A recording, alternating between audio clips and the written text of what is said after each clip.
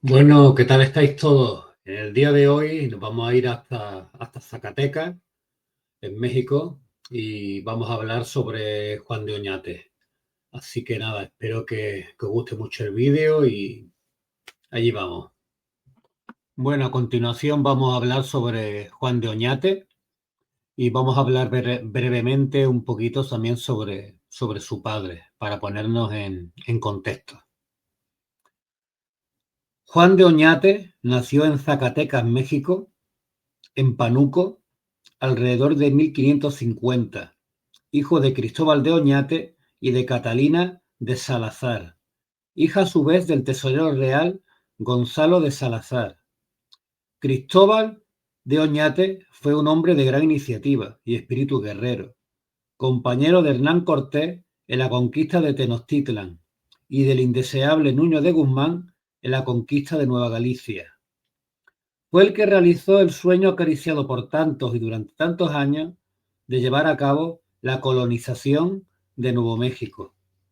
Cristóbal de Oñate, conquistador y rico minero, fue uno de los 4 fundadores de Zacatecas, cuyas cabezas figuran por disposición del rey Felipe II de España en el escudo de armas de la ciudad, junto a los otros 3 fundadores, Juanes de Tolosa, Barbalonga, Diego de Ibarra y Baltasar Temiño de Bañuelos. Don Cristóbal había reemplazado a Coronado como gobernador de Nueva Galicia durante el tiempo que aquel había intentado la conquista de Nuevo México. Más tarde desarrolló la explotación de las ricas minas de plata de Zacatecas. Nueva Galicia comprendía más o menos los estados actuales de México, de Nayarit, Jalisco, Colima, la ya mencionada Zacatecas y Guadalajara. Bueno, el padre de Juan de Oñate, Cristóbal de Oñate, era natural de Vitoria, Álava, en el País Vasco, donde todavía se encuentra la casa de los condes de Oñate. Bueno, aquí os dejo como muestra. Me he metido en la página aquí de aquí de Euskadi, del País Vasco. Esta es el Palacio de los Condes de Oñate, que se puede visitar ahí en Álava, en Vitoria, si alguien tiene interés en conocerlo en modo turístico, obviamente. Tanto el mexicano como el español, si tienen ganas de visitar el Palacio de los Condes de Oñate, pues aquí está, que es de donde viene la familia de Cristóbal y de Juan de Oñate, y bueno, obviamente la rama española se quedó aquí y bueno, el padre fue para allá, para México, y él nació en Zacatecas. Y bueno, esta estatua, mientras os cuento la narración de la historia de Juan de Oñate, esta estatua la podéis encontrar en El Paso, en Texas. Es donde está esta estatua del Zacatecano.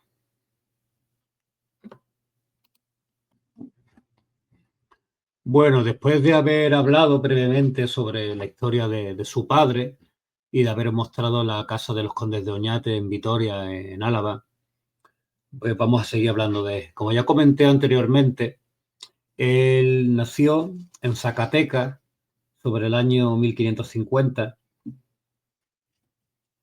y desde muy joven, con 14 años recién cumplidos, participó en los combates contra los nómadas chichimecas, bravos guerreros que asolaban el norte fronterizo, novohispano.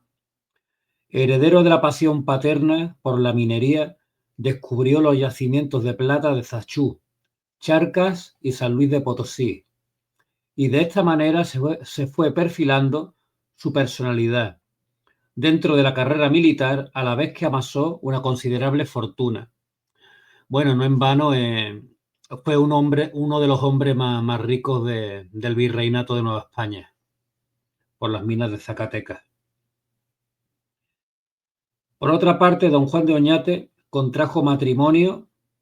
Esta anécdota, yo sé que muchas veces hay muchos mexicanos que no la saben y yo creo que muchos españoles tampoco.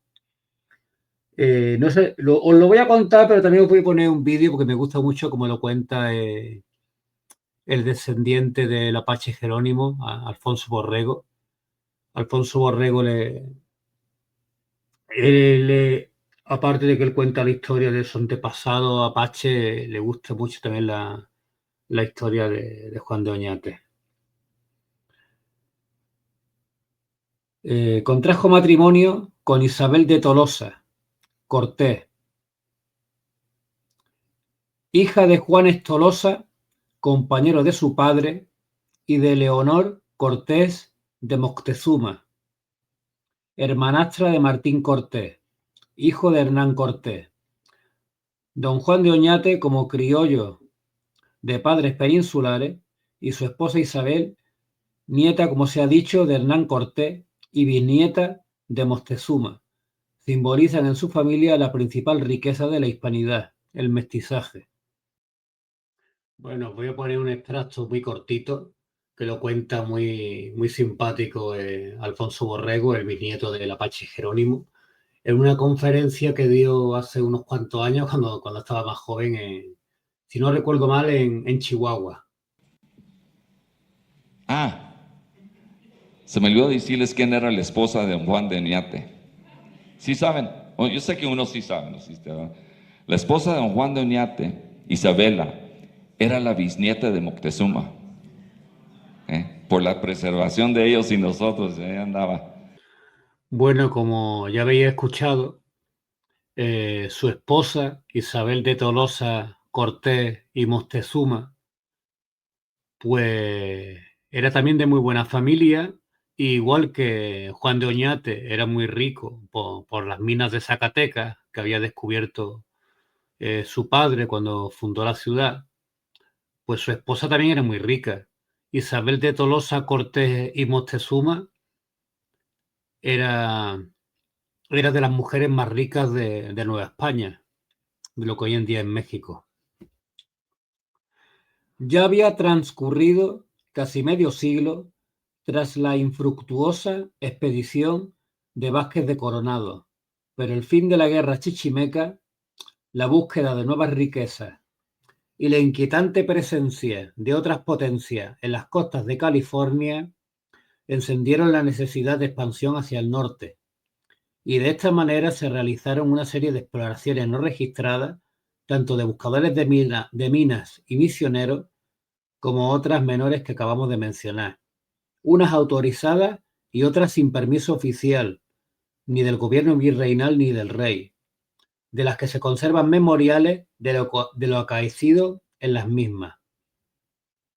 El plan para el poblamiento y asentamiento en Nuevo México se comienza a elaborar de la mano del virrey Lorenzo Suárez de Mendoza, conde de Coruña, que estuvo como virrey del año 1580 al 1583, al obtener mediante Real Cédula del 29 de marzo de 1583 la necesaria autorización para organizar la expedición.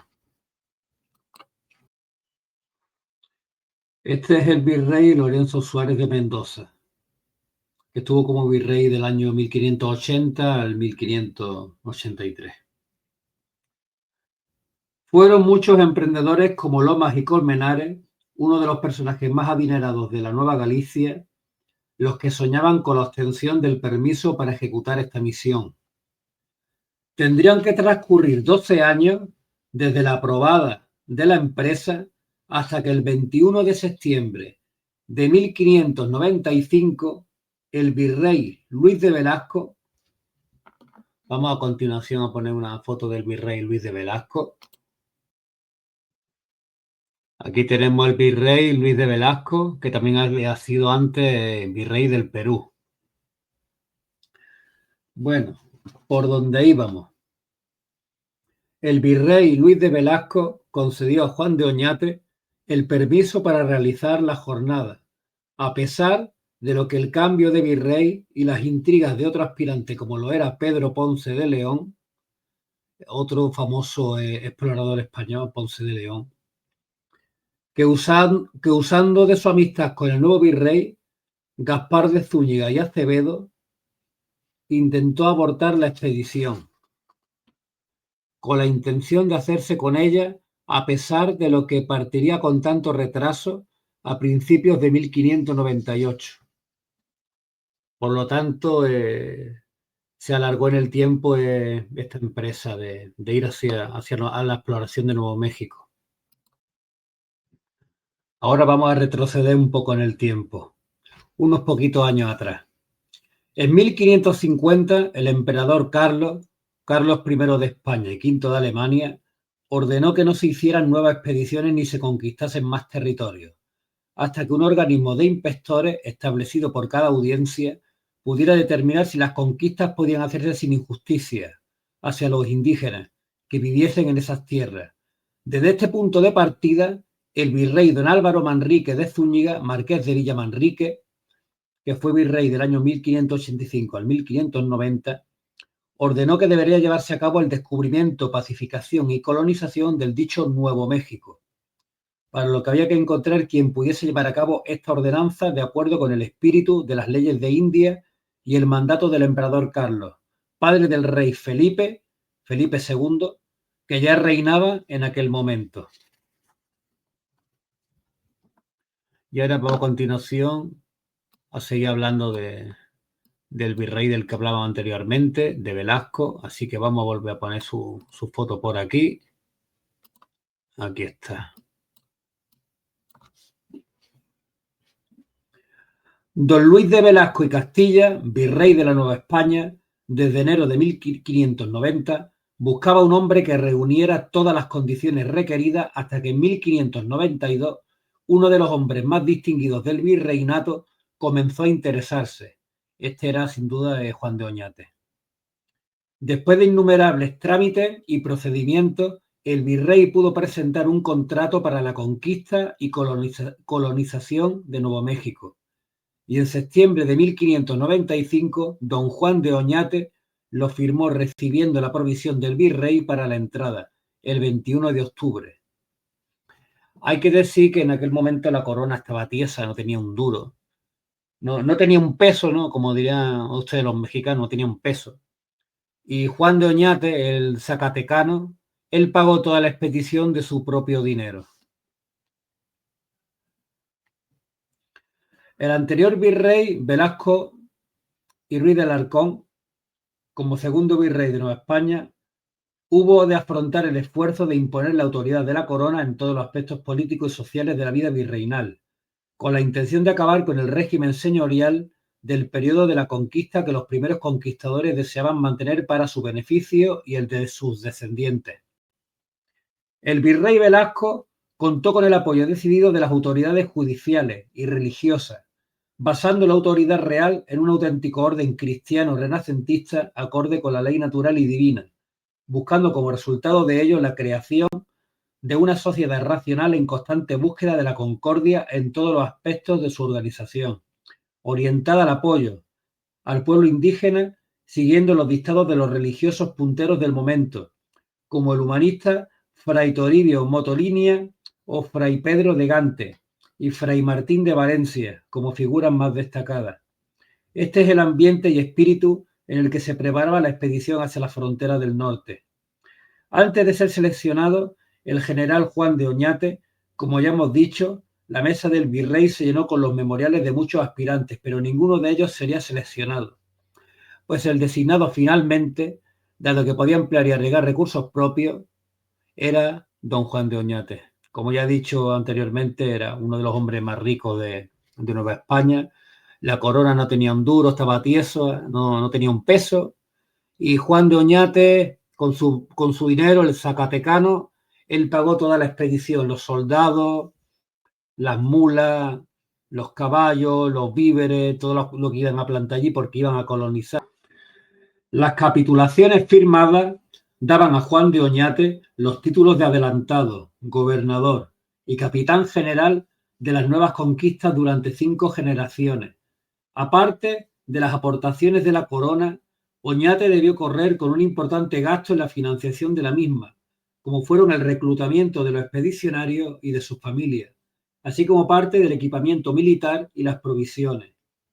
En dicho asiento dado en México, el 21 de septiembre de 1595, para el descubrimiento y conquista de Nuevo México, leemos en el apartado sexto: que se le conceda lo que dispone el artículo 99 de las dichas ordenanzas, ítem que los dichos conquistadores y pobladores se les ha de comunicar la merced que su majestad les concede en la ordenanza 99, haciéndole hijos dalgos, de sonar conocido a ellos y sus descendientes y sucesores, para que gocen de todas las honras y preeminencias, y puedan hacer todas las cosas que todos los hombres, hijosdalgo y caballeros de los reinos de Castilla, según fueron leyes, costumbres de Castilla, puedan y deban hacer y gozar conforme a dicha ordenanza.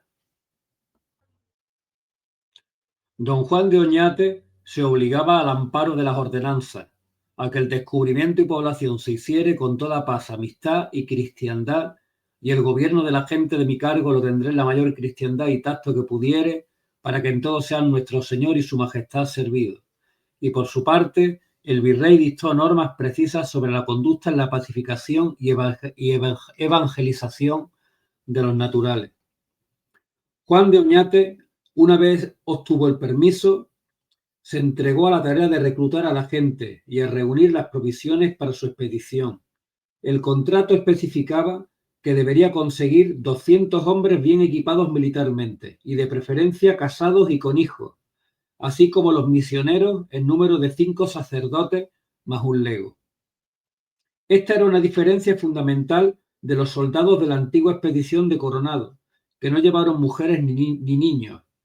Además, debía equiparse la caravana con 1000 cabras, 1000 carneros, 3000 ovejas, 1000 cabezas de ganado vacuno, 150 potros, 150 yeguas y los caballos necesarios para los soldados, con sus recambios.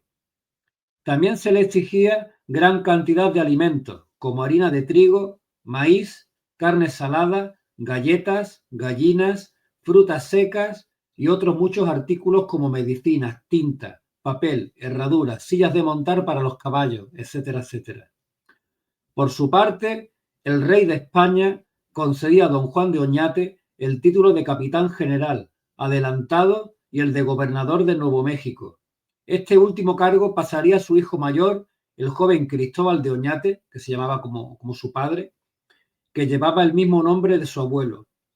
Las pretensiones de Oñate quedaban recogidas en 31 artículos. Además, el virrey proveería las armas principales y sus municiones, como 3 cañones, 3000 libras de pólvora, unos 30 quintales, 10.000 balas de arcabuces, además de 100 quintales de plomo, y proveería mediante venta a Oñate de una docena de cotas de malla para los soldados, además de otros suministros militares. Los expedicionarios eran hombres en la fuerza de la edad, la experiencia y la juventud, 90 de los cuales aún no contaban con 30 años, y muy pocos pasaban de los 40, muchos curtidos en sus cuerpos de grandes cicatrices y unos pocos con la experiencia de sus canas, como el portaestandarte real, Francisco de Sosa Peñalosa, con sus 60 años, y de la misma edad el abanderado Pedro Robledo, acompañado de sus hijos Diego de 27 años, Alonso de 21, Pedro de 20 y el menor Francisco con 18 años. No fue nada fácil la labor de reclutamiento. Las circunstancias habían cambiado radicalmente desde los tiempos de Coronado. Ya no había jóvenes ociosos en la Nueva España. La mayoría de la gente en el virreinato estaba bien establecida y preferían no cambiar sus comodidades y la forma de vida obtenida por una fortuna de carácter dudoso y arriesgado. Sí, eso... Españoles, indígenas, ¿quién quiere ir al norte? Cri, cri, cri, cri, cri, cri. Bueno. El principal atractivo residía en la cédula real de Felipe II, rey de España.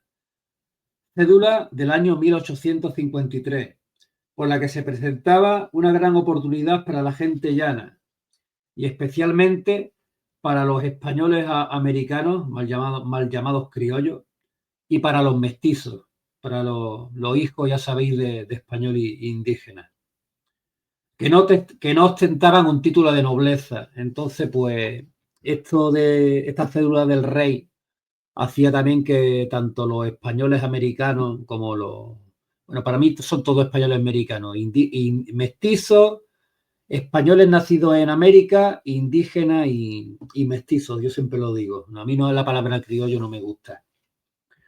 Entonces, por orden de esta cédula del rey, los nacidos en Nueva España, los que no eran nobles, pues podían aspirar a un título de nobleza. ¿Vale? Esto para que lo sepáis tanto los mexicanos como los españoles que estén viendo el vídeo. Así, pues poseían un poquito del espíritu aventurero de sus antepasados.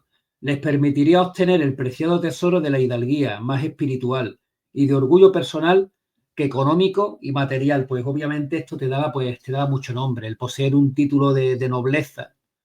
Muchas veces buscaban más esto que digamos, el ser rico en sí, porque el tener un título de nobleza, que eso queda para la posteridad y no solamente queda para ti, queda para tus descendientes, para tu hijo, tus nietos, tus tataranietos, etcétera, etcétera. Juan de Oñate procuró convencer a amigos y parientes y así pudo enrolar a sus sobrinos, Juan y Vicente Saldívar, y a un criollo de su edad, nativo de Puebla de los Ángeles, don Gaspar Pérez de Villagrá, de los que hablaremos más adelante también. Bueno, aquí tenemos que más bien un dibujo en sí de Gaspar Pérez de Villagrá, que bueno, es una gran figura a reivindicar para el orgullo hispano y para la historia de los Estados Unidos de Norteamérica. El nacido en Puebla, hombre de leyes que actuó en labores de justicia en los territorios de esa nación. Gaspar Pérez de Villagrá había estudiado leyes y fue como procurador de justicia de la expedición. Era un hombre de letras que sin duda soñaba con la gloria literaria. Por eso emprendería una obra singular, la redacción de un monumental poema épico sobre la conquista de Nuevo México por Juan de Oñate. Su obra es la mejor fuente de información que poseemos sobre el principio de la colonización hispana de Nuevo México. Una vez que se supera la dificultad del verso, Gaspar Pérez de Villagrá nos proporciona 1000 detalles interesantes que deben ser conocidos por todos los estudiosos de la cultura hispana de Nuevo México y obviamente también del propio México y de España. Existe la lista de los 129 hombres que pudo reclutar Oñate, con los que inició su periplo, ya que el número 200 resultó inalcanzable, siendo este punto uno de los escollos que usaba como disculpa el virrey para no dejarle partir. La falta de hombres, que no pudo completar esos 200, como ya digo, se quedó en 129 y le fue allí en el virreinato de Nueva España muy difícil conseguir gente que quisiera ir con él a la expedición a Nuevo México. En esa lista aparecen datos muy interesantes sobre el lugar de origen, edad y algunas características personales, como estatura, color de la barba o alguna marca o cicatriz notable. Es lástima que junto a los hombres no aparezca la lista de las numerosas mujeres que fueron a la expedición. De todas formas, allí encontramos por primera vez algunos apellidos que hoy en día son muy frecuentes en Nuevo México, junto con otros que se han perdido.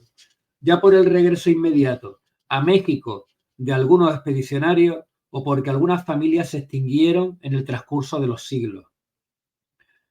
Convenció para que le acompañaran 2 de sus sobrinos, Juan y Vicente Saldívar.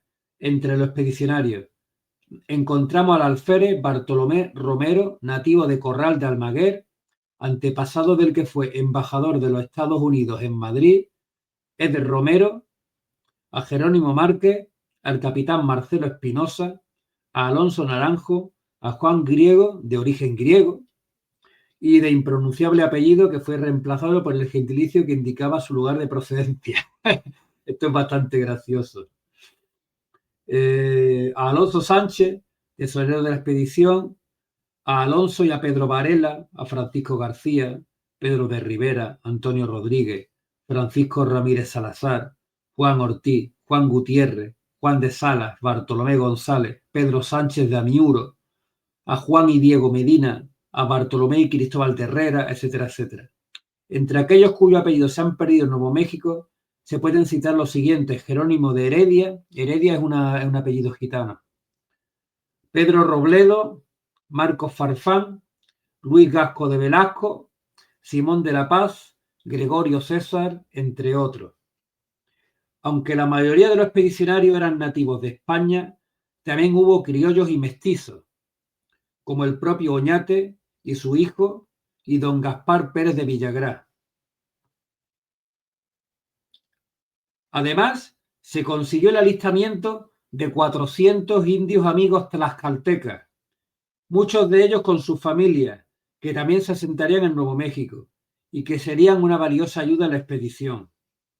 Al fundarse Santa Fe, se establecerían en esta capital en el barrio de Analco, o lo que es lo mismo, al otro lado del río, barrio situado al sur del río que atraviesa la capital de Santa Fe, en Nuevo México.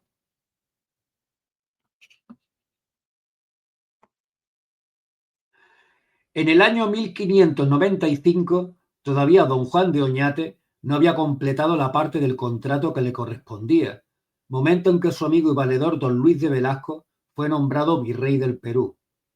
Don Gaspar de Zúñiga y Acevedo, conde de Monterrey, reemplazó a Velasco como virrey de la Nueva España.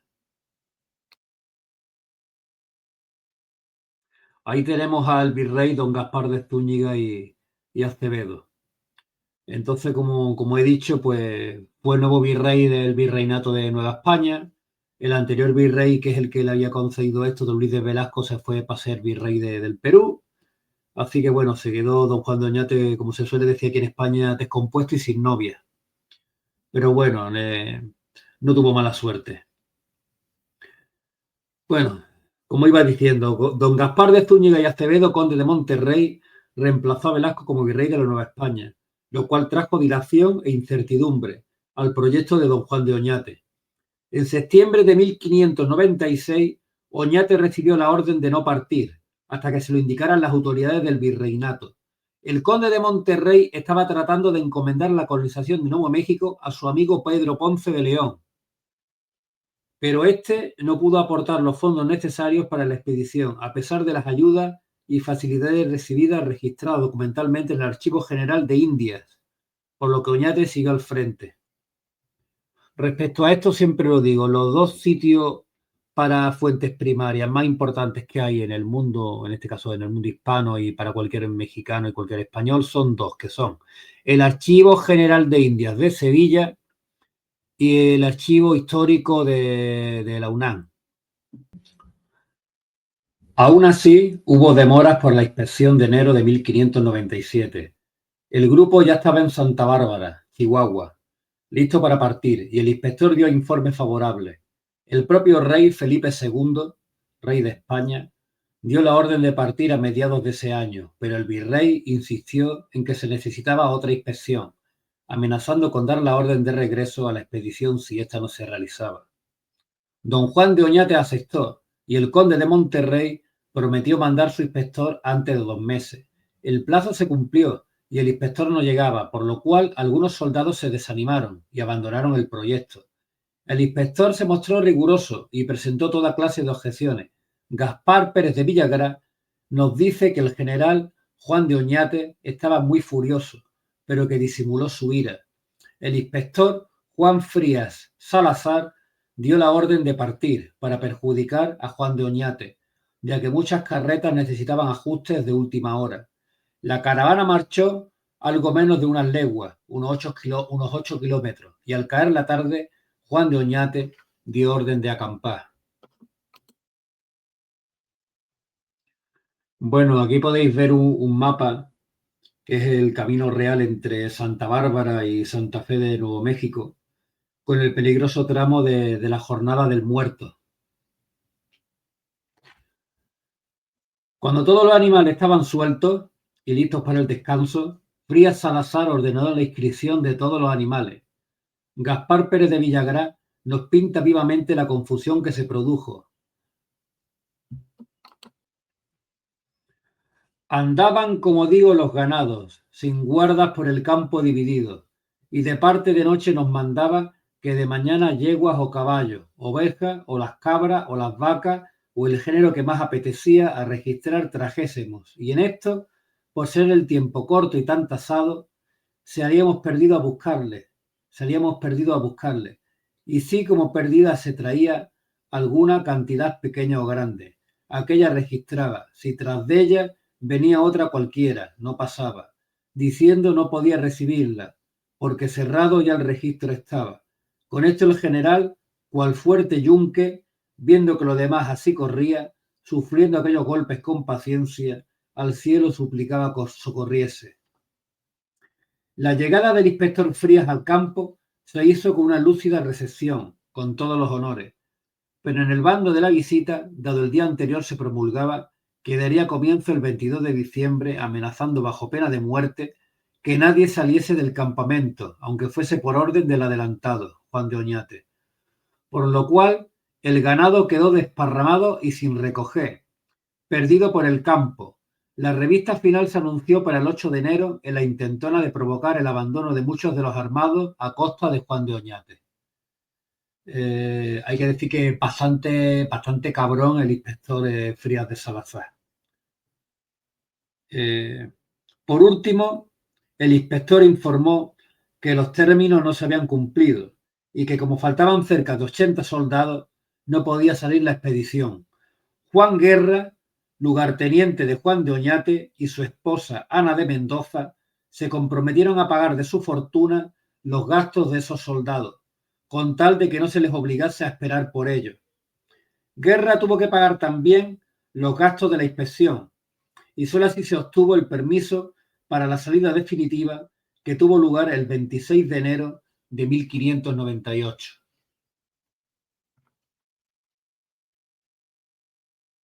En su poema, Gaspar Pérez de Villagrán expresa el desaliento que tantas dificultades y demoras habían producido en los expedicionarios.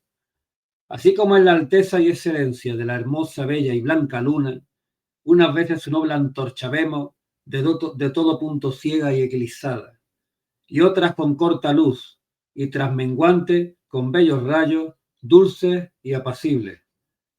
Salir la vemos llena de creciente, no de otra suerte, y traza fue saliendo la fuerza de este campo destrozado.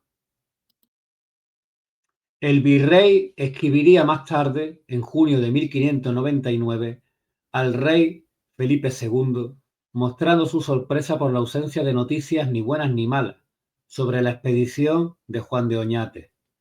Muchos días ha que di cuenta a vuestra majestad de la partida de don Juan de Oñate a la jornada del Nuevo México, y como la persona que envía que visitase los bastimentos y municiones, que fue Juan de Frías Salazar, le había dejado fuera de todo lo poblado en estas provincias, como se le había mandado.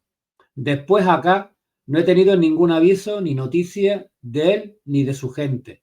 Parece cosa de admiración aquí, siendo ya 16 meses los que han corrido, mas no hay quien por la tardanza de los avisos se determine concluyentemente a inferir ni a creer que haya tenido mal suceso ni bueno tampoco, mas de que en ambos casos parece que tarda, pues cuando le haya sucedido bien es verosímil que hubiera avisado, y si mal, que hubieran quedado centellas del aparato que metió y sabídose algo.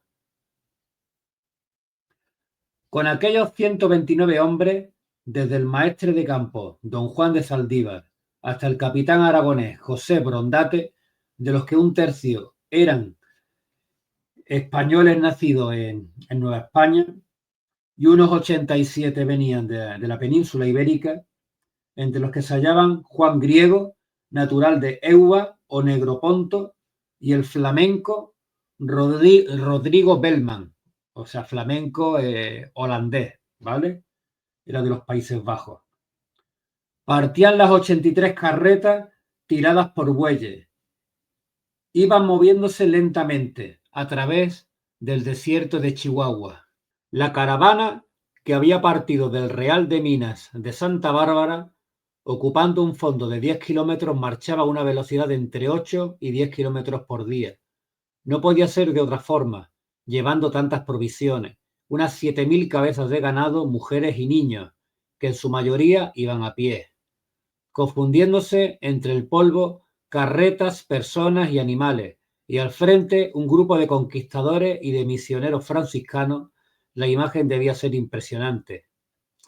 Fray Diego Márquez, el franciscano que les había acompañado, debía regresar haciéndolo desde el campamento, junto al río de San Pedro. ya a mediados de febrero. Antes de partir, regaló al gobernador, su íntimo amigo, una imagen devota, un rosario y un precioso niño Jesús, que había sido de su hermana.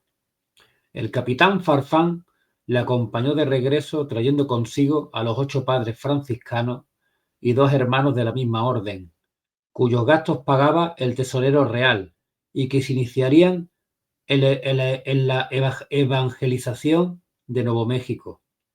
Su superior era Fray Alonso Martínez. Estos se incorporan el 3 de marzo, recibiendo un caluroso y protocolario recibimiento del cuerpo expedicionario. Don Juan de Oñate envió delante a su sobrino, Vicente de Zaldívar, que también había nacido en Zacatecas, con 17 hombres, a explorar el camino para evitar desvíos. Esto ayudó notablemente a los expedicionarios, que así ahorrarían tiempo y energía.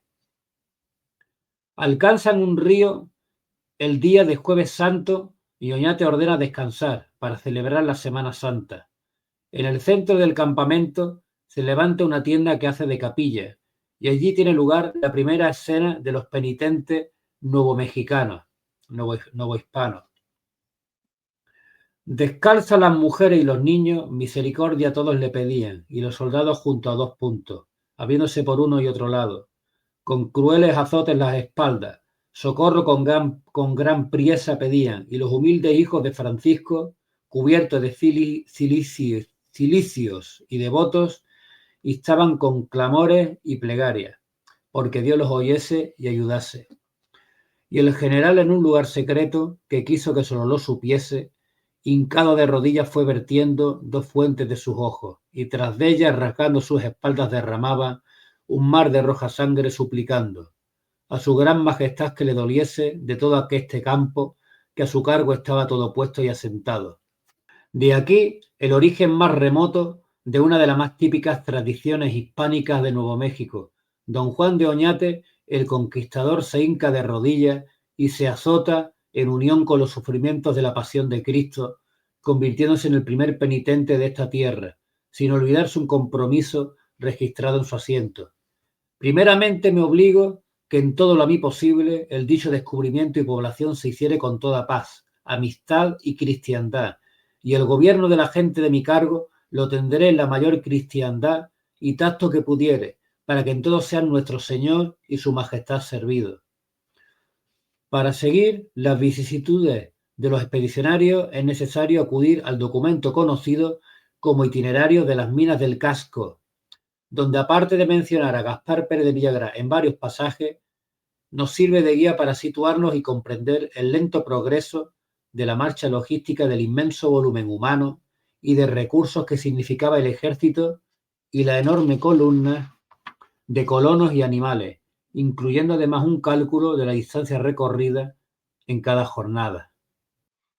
Antes de pasar el Río Grande, hubo que cruzar el gran río de las Conchas, de lo que nos da noticia Gaspar Pérez de Villagrán en su poema, describiendo el ingenio del general que construyó un puente para el paso del ganado menor, pues con la lana empapada se ahogaba, para lo que desmontó 24 grandes ruedas de carreta que, una vez sujetas con amarras, se tendieron sobre el río, colocando luego troncos de árboles, cascajo y tierra. Tras esta maniobra tuvo que efectuar una parada de una semana. En este paso de ríos, por su acreditado entusiasmo y valor, el canario Bernabé de las Casas fue ascendido a alférez. Desde el 20 de abril, los expedicionarios alcanzan las orillas del Río Grande, después de algunas peripecias con una banda de indios nómadas que Gaspar Pérez de Villagrán se encarga de dramatizar. El 30 de abril de 1598, fiesta de la Ascensión del Señor, pasan el río, y don Juan de Oñate, en presencia de todo el ejército, en correcta formación, toma posesión solemnemente de la tierra de Nuevo México. En el nombre de la Santísima Trinidad y de la individua unidad eterna, deidad y majestad, Padre, Hijo y Espíritu Santo, 3 personas y una sola esencia y un solo Dios verdadero. Quiero que sepan los que ahora son, o por tiempo fueren, como yo, don Juan de Oñate, gobernador y capitán general y adelantado de la Nuevo México y de sus reinos y provincias, en cuyo sólido fundamento estribo para tomar la sobredicha posesión de estos reinos y provincias en el sobredicho nombre del rey Felipe II. Así nace y desde aquí se recuerda el primer día de Acción de Gracias, el primer Thanksgiving, 23 años más antiguo que el de los peregrinos de Plymouth y que quedaría oficializado, como se ha dicho, en la festividad de la Virgen en septiembre, una vez fijado el punto de asentamiento. En su largo documento, Juan de Oñate hace descansar su derecho como representante del rey Felipe II en la bula del Papa Alejandro VI de 1497, que daba poder a los reyes de España de colonizar y evangelizar el Nuevo Mundo. Luego menciona las causas y razones de su expedición en este orden. Primera, la muerte o martirio de Fray Juan de Santa Marta, Fray Francisco López y Fray Agustín de Rodríguez. La inocente muerte de los predicadores del Santo Evangelio, verdaderos hijos de San Francisco, Fray Juan de Santa Marta, Fray Francisco López y Fray Agustín Ruiz, primeros descubridores de esta tierra. Segunda, la necesidad de corregir y castigar los pecados contra la naturaleza y la humanidad cometidos por aquellos indígenas. Causa y razón bastante cuando otra no hubiera para justificar mi pretensión de más de la cual la enmienda, corrección y castigo de los pecados contra la naturaleza y la inhumanidad que entre estas bestiales naciones se halla, que a mi rey y príncipe, como a tan poderoso señor, conviene corregir y reprimir, y a mí en su real nombre. Tercera, la salvación de los hijos de esos indígenas que no conocen al verdadero Dios y que deben ser bautizados. La piadosa razón y cristianísima opinión del bautismo y salvación de las almas, de tantos niños como entre estos infieles padres al presente viven y nacen que a su verdadero Padre Dios y más principal Padre ni obedecen, ni reconocen, ni pueden moralmente hablando reconocer, sino es mediante este medio. Después de estas razones principales menciona otras de orden temporal, que estas bárbaras naciones con nuestro comercio y trato adquieran y ganen en el trato político y gobierno de sus ciudades, viviendo como gentes de razón en política y entendimiento, acrecentando sus oficios y artes mecánicas y algunas liberales, aumentando sus repúblicas de nuevos ganados, crías y semillas, legumbres y bastimentos, ropa y frutos, y ordenando discretamente el trato económico de sus familias, casas y personas, vistiéndose los desnudos y los ya vestidos mejorándose, y dejando otras causas finalmente en ser gobernados en paz y justicia, con seguridad en sus casas y en sus caminos, y defendidos y amparados de sus enemigos, por mano y a expensas de tan poderoso rey, cuya sujeción es verdadero provecho y libertad. En este largo documento de toma de posesión, insertado en el poema de Villagrán, vemos el empeño no solo de Juan de Oñate, sino de la monarquía española por razonar la conquista y mostrar los motivos de conciencia y de fe ante el mundo entero. Ese mismo día después de la misa solemne hubo juegos y diversiones, en tanto en cuanto así lo permitía la penosa condición de los viajeros. Uno de los capitanes, Marcos Farfán, sin duda muy aficionado al teatro, había escrito una breve comedia, cuyo tema era la evangelización de los indígenas de Nuevo México. Aquella tarde se representó esa obra teatral por actores improvisados, que a pesar del cansancio del viaje, habían encontrado tiempo para hacer esa valiosa contribución al buen espíritu del grupo, siendo esta la primera representación teatral conocida en los Estados Unidos, que todavía no se habían formado. Fue muchísimos años después. La expedición siguió adelante animada por encontrarse ya en la tierra donde pensaban establecerse. Al llegar al poblado indígena de Teipana, los indios le ayudaron con abundantes provisiones de maíz, y Juan de Oñate dio el nombre de Socorro a ese lugar, en cuyas inmediaciones se planeó establecer el futuro museo sobre el camino real de tierra adentro y la llegada de los españoles.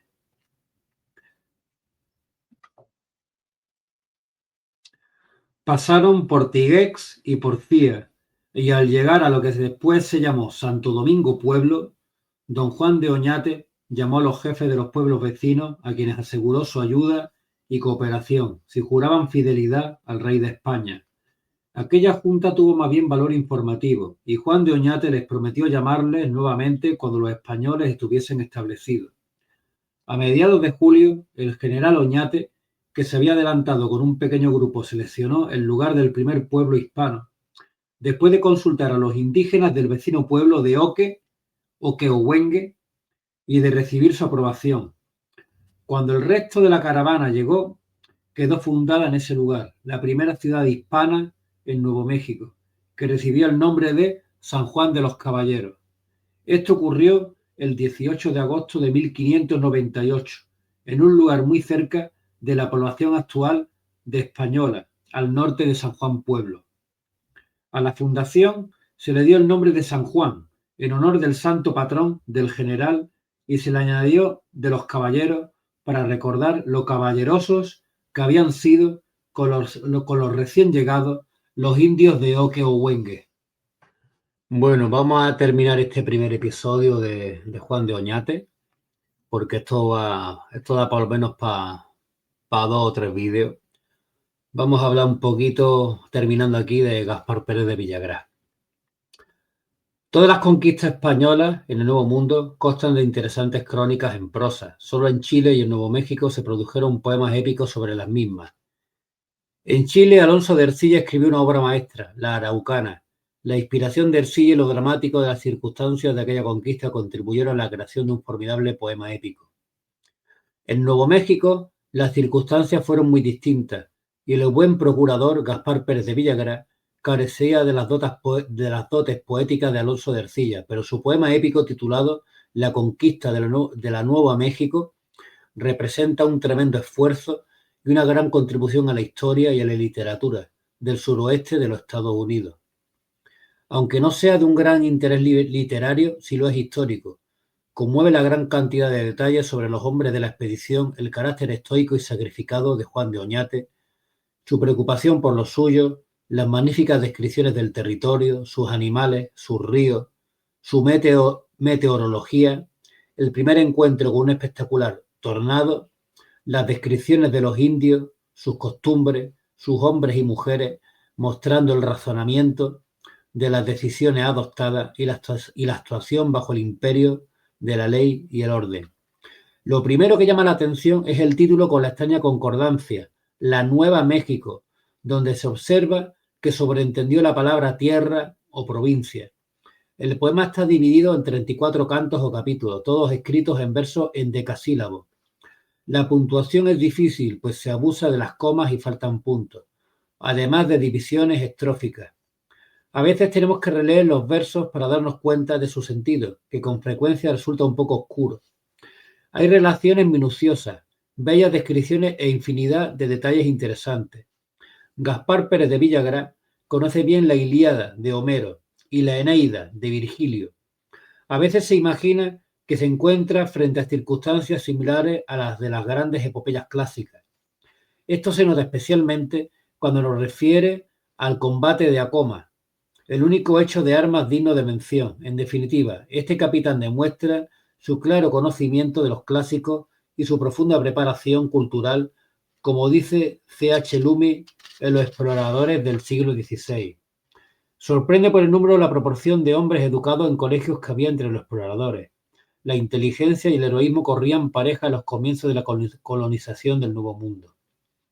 Su realismo es una de las cualidades dignas de destacarse. Aquellos personajes y los lugares que atraviesan van adquiriendo vida en la presentación de Villagrán. Esto no quiere decir que su poema se limite a los hechos rigurosamente históricos. Ojo, no hay duda de que la imaginación del autor juega un papel importante.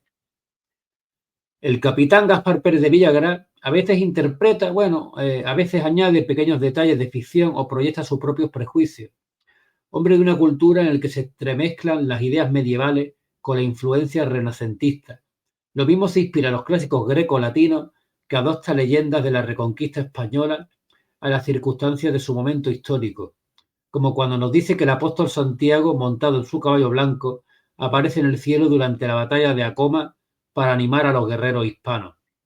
Probablemente Gaspar Pérez de Villagrán tomó notas o escribió algunos versos en los momentos en que ocurrieron los distintos hechos, y luego le fue dando su propia interpretación y forma literaria. Don Gaspar Pérez de Villagrán no permaneció en Nuevo México. Juan de Oñate lo envió a España en 1604 a defender su actuación en Nuevo México. Allí permaneció 11 años y completó su poema épico sobre la conquista de Nuevo México, el cual fue publicado en Alcalá de Henares, en Madrid, en 1610. Se defendió de graves acusaciones en el juicio de residencia que se le siguió en la Audiencia de México junto con Juan de Oñate, siendo finalmente absuelto el de Puebla. Por último, obtuvo el título de alcalde mayor en Guatemala, donde se dirigía cuando le sorprendió la muerte alrededor del año 1620 en alta mar, entregando su alma a Dios desde el frío camarote del barco que le llevó en su último viaje. Mecido en sus brazos por las olas, desnudo del agradecimiento de los suyos. Este héroe de Acoma, el capitán poeta. De la edición de su obra en 1900, Luis González Obregón nos explica lo siguiente. Poco se puede decir en su abono como composición literaria, pues si bien se recomienda por la sencillez y naturalidad de su estilo, en cambio los versos en que está escrita son prosaicos y son versos sueltos, flojos, que hacen fastidiosa la lectura, tanto más cuanto que el poema carece de ficciones poéticas y se halla bárbaramente muy mal puntuado. Fue un poeta cronista, y más cronista que poeta. Más interesante hubiera sido si el autor, en vez de escribirla en verso, la hubiese escrito en prosa. Sin los grillos de la metrificación, su relato habría sido de valor histórico incalculable. Esta edición fue publicada por la imprenta del Museo Nacional de México y en 1929 Gilberto Espinosa reprodujo la edición de 1900 con notas explicativas en inglés, publicada por la Biblioteca de la Universidad de Nuevo México en Albuquerque. En la edición de Espinosa hay otros datos interesantes sobre Gaspar Pérez de Villagrán, como el que se refiere a su nombramiento como alcalde mayor de Guatemala y su muerte en el Atlántico. También hay una carta de su viuda al rey Felipe III, suplicándole le otorgue una pensión en reconocimiento a los méritos de su difunto marido. Villagrán dedica su poema a Felipe III y deja clara su intención y deseo de exaltar la actuación de Juan de Oñate en un momento en el que el adelantado se encontraba en los aprietos derivados de su juicio de residencia. Los 5 primeros cantos están dedicados a consideraciones de carácter genérico y a noticias anteriores sobre Nuevo México. Del canto 6º al 10º se exponen los preparativos logísticos y legales de la expedición hasta la anhelada partida después de una enojosa inspección cuyo único objetivo era abortar sus salidas. Llegados al canto 11, Villagrán nos refiere las interesantes peripecias de la expedición. En el 14 refleja con todo detalle la toma de posesión del territorio. El 16 relata la fundación de San Juan de los Caballeros. Del 17 al 20 nos explica las exploraciones realizadas y los trabajos llevados a cabo por los colonos y sus familias. Desde el 21 hasta el final del texto dramatiza todas las circunstancias que condujeron al combate de Acoma, para acabar con el triunfo de los españoles, pero sin disminuir un ápice el arrojo enemigo y demostrando su admiración por el valor e ímpetu demostrado. Resulta muy interesante el canto 13 en cuanto que muestra cómo los españoles tienen 2 nativos prisioneros de un grupo de nómadas que les había atacado en las inmediaciones del Río Grande. Polka, la esposa de uno de los indígenas, Milko, llega a suplicar por la libertad de su marido. En el canto 15 nos habla de los indios pueblos y describe la abundancia de los frutos del campo y de la pesca de los ríos con exhaustivas descripciones. Bueno, pues con esto terminamos el primer vídeo, el primer episodio dedicado a Juan de Oñate. Espero que os haya gustado. Dejadme vuestros comentarios en el canal, darme like, compartir, porque eso ayuda a que el canal suba. Y bueno, en comentarios dejadme qué os ha parecido lo que habéis visto en este vídeo, si había información que ya sabíais, si habíais cosas que no conocíais de todo esto. Y bueno, espero que os haya gustado también lo último que he dedicado en el vídeo, ya hablando sobre este hombre nacido en Puebla, que era Gaspar Pérez de Villagrán. Y bueno, en el siguiente vídeo pues iremos hablando sobre las demás cosas que va haciendo en Nuevo México el zacatecano Juan de Oñate.